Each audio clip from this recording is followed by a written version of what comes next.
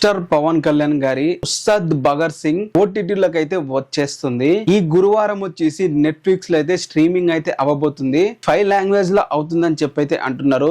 Telugu, Hindi, Tamil, Kannada, Malayalam. And ఇది ఒక్కటే కాదు, ఓటీటీలోకి ఇంకొక మూవీ కూడా వస్తుంది.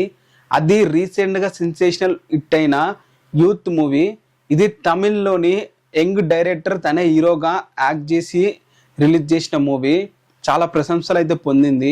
అండ్ థియేటర్లో కూడా చాలా బాగా రన్ అయింది.